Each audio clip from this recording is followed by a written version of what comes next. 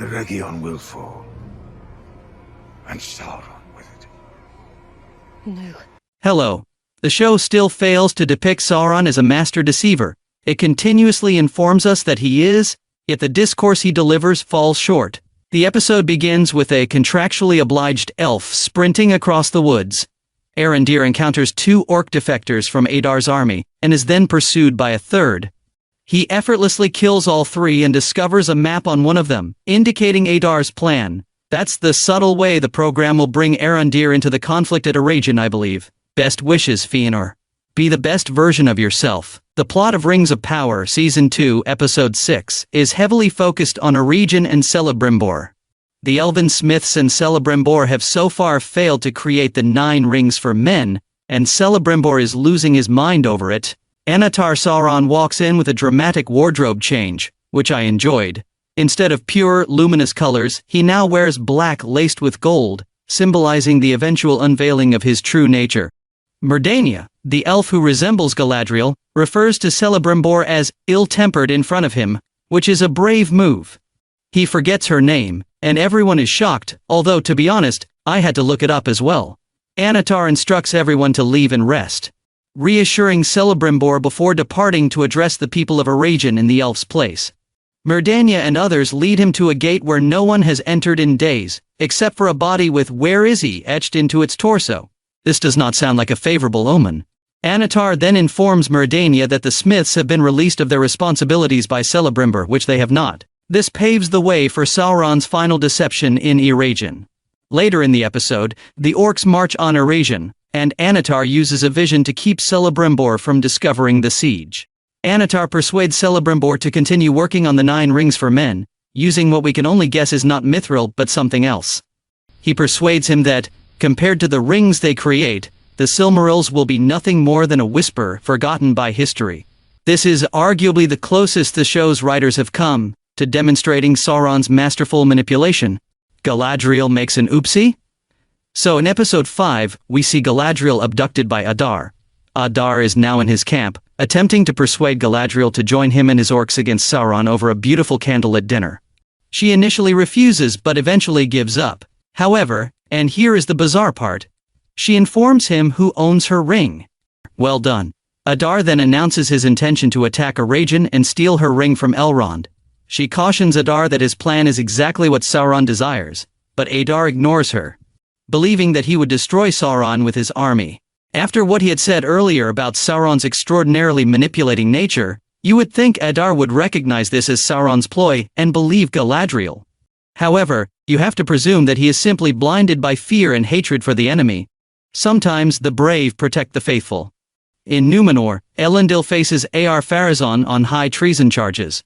Elendil is forced to confess his sins, but he refuses to recognize Ar-Pharazôn as his legitimate monarch.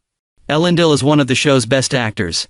He appears and talks like a hero, and they have done a lot with his character development to make him resemble his descendant, Aragorn, as seen in Peter Jackson's films. This surely makes us like him more.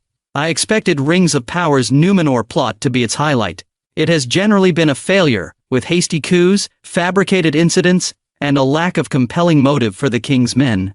We didn't even hear the faithful or King's Men on the show until it was too late.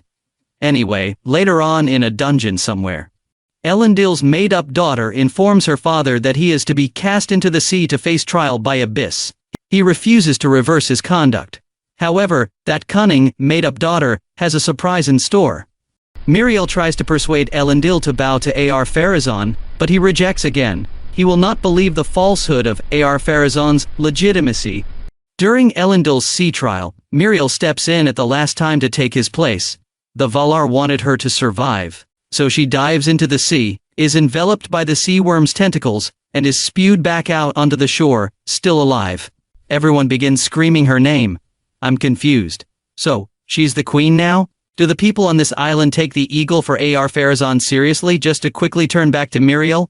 It appears to be that way, but maybe we won't travel in circles. Ar-Pharazôn may become enraged and attempt to kill everyone, especially after the moment where he looks into the Palantir. They drag out the Harfoot's plot. I've waited 2 weeks to see more of Tom Bombadil, the Stranger, and the Harfoots, and we've seen very little.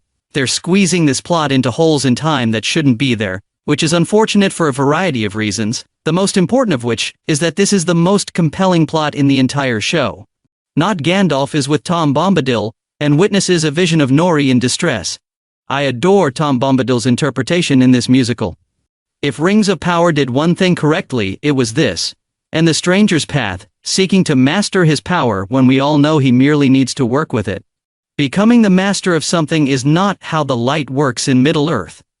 This investigation of Middle-earth's nature is fascinating, and I urgently want more of it. Nobody can convince me that this is not the ultimate classic fantasy storyline. Tom Bombadil sends not Gandalf on a mission to find his true staff and harness the power of the secret fire. Has anything ever sounded more like classic fantasy than this? It doesn't feel as deep as Tolkien's work, but it does feel like something Terry Brooks or David Eddings would write, and I'm all for it. In Run, Nori and Poppy are with the stores. Little happens here, although we do have a few good chats and the creation of incentives among other things. This is how you make a slow-paced plot seem gratifying, as opposed to the dragged-out disaster in episode 5. The store's leader tells Nori that they are unable to leave because this is their home. It hits home emotionally for Nori, who has spent her entire life yearning for a home and has never found one.